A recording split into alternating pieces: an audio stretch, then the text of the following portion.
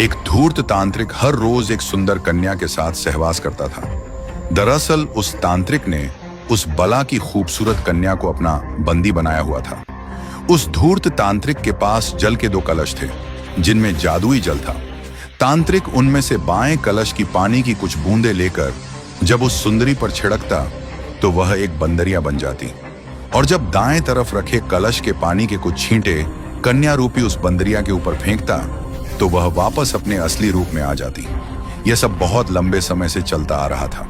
साधु जब दिन में बाहर जाता तो उस सुंदरी को बंदरिया बना देता, और जब रात में वापस अपनी कुटिया में लौटता तो फिर से उसे सुंदर कन्या बना देता और उसके साथ खेलता।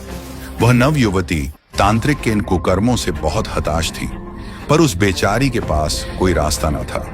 अगर वह साधु के जाने के बाद बंदरिया के रूप में वहां से भाग भी जाती तो हमेशा के लिए वह बंदरिया बनकर ही रह जाती। अब कम से कम रात के समय तो उसे अपना असली रूप मिलता है। मन में यह विचार आते ही वह वहां से भागने का इरादा त्याग देती। समय बीतता गया। संयोगवश एक दिन शिकार की तलाश में घूमते घूमते राजा विक्रमादित्य उस घने जंगल में आ पहुंचे।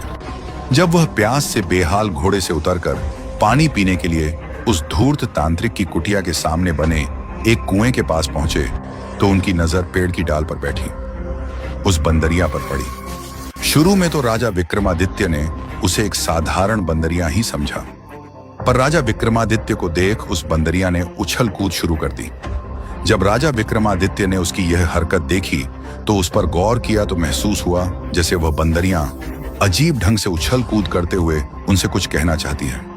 उसकी हरकत देख राजा विक्रमादित्य ने विचार किया कि कुछ तो गड़बड़ है। उन्होंने सारा रहस्य जानने के लिए एक रात वहीं रुकने का निश्चय किया और थोड़ी दूरी पर एकांत सी जगह देखकर घने सारे वृक्षों में अपने घोड़े को छुपा दिया और खुद भी पेड़ की आड़ में छिपकर बैठ गए और दम साधे अपनी नजर उस कुटिया पर गड़ा ली।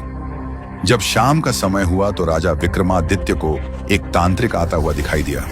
वह सीधा कुटिया के द्वार पर गया और उसने बंदरिया को इशारा किया। बंदरिया झट से साधु के पास आ गई।